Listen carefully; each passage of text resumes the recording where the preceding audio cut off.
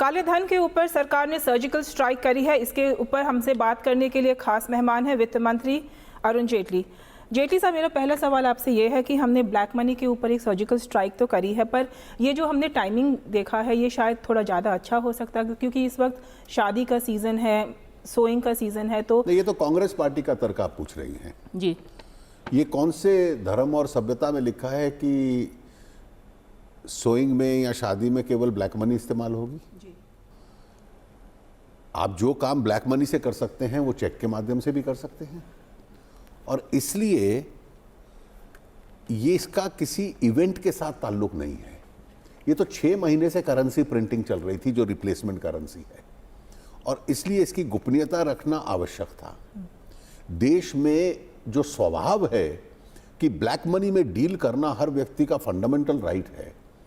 जब हम डेवलप्ड देश बनने की सोच रहे हैं, दुनिया की सबसे तेजी से बढ़ने वाली अर्थव्यवस्था है, तो इस पुराने माइंडसेट में से बाहर निकलना पड़ेगा। और जो लोग कुछ विशेष चीज़ों के लिए अपना खर्चा ब्लैक मनी के माध्यम से कर, अब आपने सोइंग सीजन कहा, अब किसान की जो आमदनी होती है उस पर टैक्स नहीं लगता। पर सर, किसानों के पास ज़्यादातर क्रेडिट कार्ड भी नहीं होते हैं और उनके पास देखिए आप बैंक अकाउंट है। ये सारे ब्लैक मनी जस्टिफाई करने के तर्क हैं। इस देश के हर किसान के पास बैंक अकाउंट है। जनधन में 98% परिवारों के पास आज बैंक अकाउंट है। इस देश के अंदर गरीब लोग जिनका 0 बैलेंस था उनका भी बैंक अकाउंट है। क्रेडिट कार्ड की जरूरत नहीं है।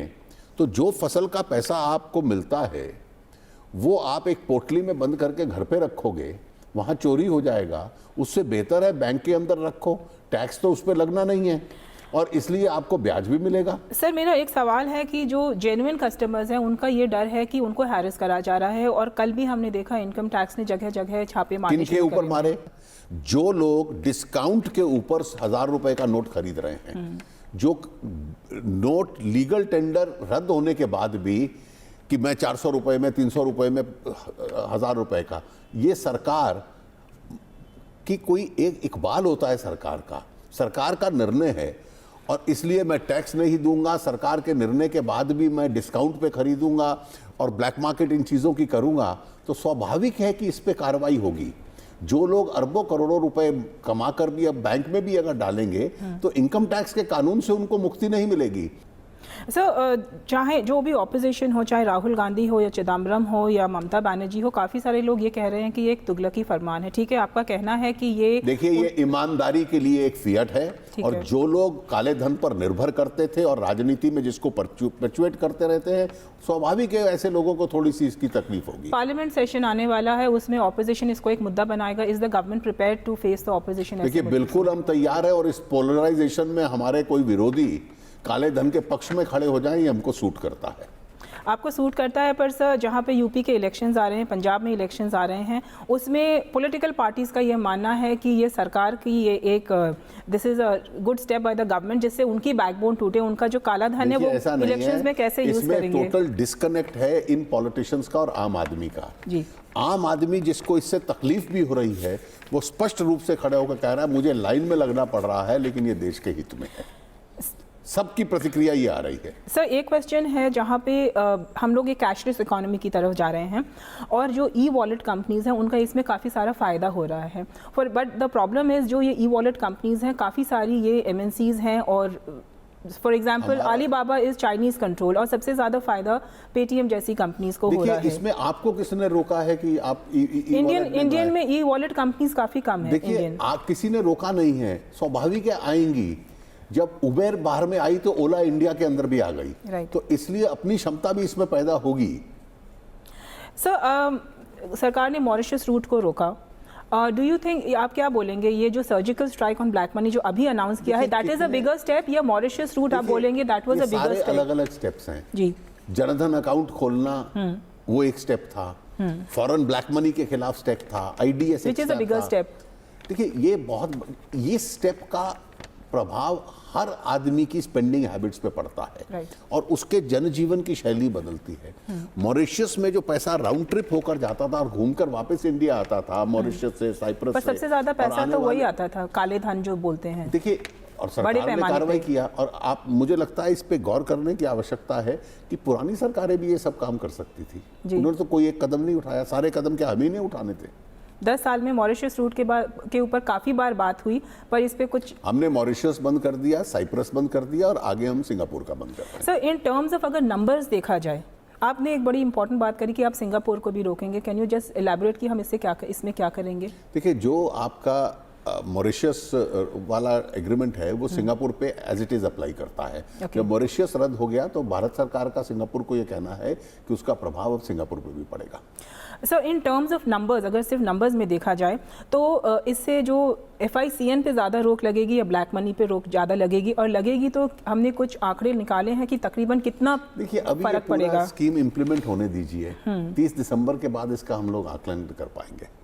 सर एक इंटरेस्टिंग चीज़ ये है कि ब्लैक मनी को लेके इतना बड़ा, मतलब ये जो अनाउंसमेंट था इसको इतना बड़ा सीक्रेट रखा गया। So was keeping the budget a bigger secret, या इसको रखना एक बड़ा सीक्रेट माना जाता है? अगर इसकी गोपनीयता न रखी जाती तो ये स्कीम फेल हो जाती। नहीं, पर ज़्यादा डिफिकल्ट क्या चीज़ है? मुलायम सिंह जी ये कह रहे हैं कि एक हफ्ते के लिए सबको छुट्टी दे दो ट्रांजैक्ट करने के लिए। अब उसका मतलब क्या है कि आप इम्यूनिटी दे दो कि जिस पैसे के साथ रफा दफा करना है इसको कर दिया जाए। इसकी सीक्रेसी आवश्यक थी और इसलिए किसी को भी इसकी भनक ना हो, सरकार के लिए ये आवश्यक था। पर ज्यादा सीक्रेट कितनी मुशक्कत ज्यादा किसमें करनी पड़ी? जो नियम उस बजट के टाइम अप्लाई होते हैं वही यहाँ पे अप्लाई हुए हैं। सर एक इनसाइड स्टोरी सब जानना चाहते हैं कि इसके बारे में कितने लोगों को पता था, इससे इतना गोपनीय कैसे रखा? क्योंकि जैसे फॉर एग्जांपल ये निर्णय होते हैं जैसे बजट के होते हैं नीड टू नो बेसिस पे। जी। किसको जानकारी की आवश्यकता है? कितने लोगों को पता था? इसमें RBI की जानकारी की आवश्यकता है, वित्त मंत्रालय की जानकारी की आवश्यकता है और प्राइम मिनिस्टर्स ऑफिस की जानकारी की आवश्यकता है। और इन संस्थाओं में भी चंद एक गिने चुने अधिकारियों को इसकी जानकारी रहती है। कैन वी से 10 लोगों से कम पता था, ज्यादा पता था? मैं इस गिनती में नहीं जाऊंगा। हाँ। लेकिन 3 ऐसी एस्टेब्लिशमेंट्स हैं where there is a need to know, और केवल उन 3 को मालूम। सर नीड टू नो की बात ठीक है, बट ये सुनने में आया है कि इसके ऊपर ये जो करेंसी की जो डिटेल्स थी ये लीक हो गई थी और अब एक इसमें हमने प्रोब भी ऑर्डर करी है। देखिए, ऐसा नहीं है। जब करेंसी प्रिंट होती है और प्रिंट के बाद उसकी डिस्ट्रीब्यूशन शुरू होती है, ये इतना बड़ा प्रपोजल है और हजारों स्थानों पर ये जाती है, तो अंतिम स्टेज पर ये 2000 रुपए का नोट क्यों आ रहा है? क्योंकि प्रिंट हो रहा है, डिस्ट्रीब्यूट हो रहा है और फिर जाकर उसकी डिस्ट्रीब्यूशन, किसी को इसकी भनक एक आध लग गई तो इस पे लोगों ने अपने आकलन शुरू किए। लेकिन इसका किस बड़ी स्कीम से, डीमोनेटाइजेशन से या रिप्लेसमेंट करेंसी के रूप में है, इसकी डिटेल किसी को जानकारी नहीं थी, किसी ने मेंशन नहीं की। लेकिन स्वाभाविक है जब इतनी बड़ी प्रिंटिंग होगी, उसका इतना बड़ा डिस्ट्रीब्यूशन होगा, किसी एक स्थान से अंतिम दिनों में, आखिरी 2-4 दिनों में कोई बात बाहर निकले। और मैंने सुना है कि जब कभी किसी ब्रांचेस में पहुंचने लगा होगा तो उसकी जानकारी थोड़ी सी बाहर आई होगी।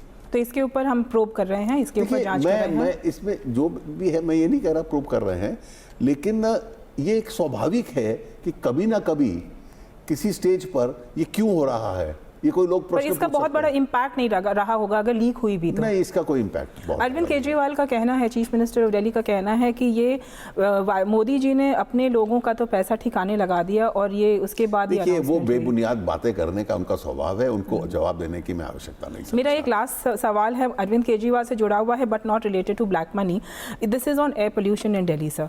मतलब आपको लगता है कि केजरीवाल की सरकार कुछ ज़्यादा प्रोएक्टिवली कदम उठा के पोल्यूशन को लेके रोक सकती थी? और अगर आपकी सरकार अगर आप, मैं मानता हूं कि इसको पॉलिटिसाइज न किया जाए। मौजूदा राज्यों की सरकारें, दिल्ली की सरकार और केंद्र सरकार और यहाँ के नागरिक, इसमें एक जॉइंट एफर्ट होना चाहिए। ये सिटीजन्स का इशू है, ये राजनीतिक इशू नहीं है और किसी को भी इसको राजनीतिकरण नहीं करना। मेरा लास्ट सवाल इससे जुड़ा हुआ है, पंजाब की सरकार को, पंजाब के फार्मर्स को आप इस मुद्दे से रिलेटेड क्या एडवाइस दे सकते हैं? देखिए, मुझे लगता है कि जो एनवायरमेंटली बेस्ट नॉर्म्स हैं, जो तय किए हुए हैं एनवायरमेंटली नॉर्म्स, वो हर एक को स्वीकार करने पड़ेंगे, किसी इसमें डिस्क्रिशन नहीं हो सकती। Thank you mister Jaitley for talking to News Nation. तो ये थे फाइनेंस मिनिस्टर अरुण जेटली और इनका कहना है ब्लैक मनी के ऊपर जो लड़ाई है ये अभी जारी रहेगी। अब हमने जो ब्लैक मनी को रोकने के लिए और नियम उठाए हैं, इसमें सिंगापुर भी आएगा और सिंगापुर से जो FDI आ रही है, जो काले धन का आ रहा है इंडिया में, उसके ऊपर भी रोक लगेगी। नई दिल्ली से नीतू जैन, न्यूज़ नेशन के लिए।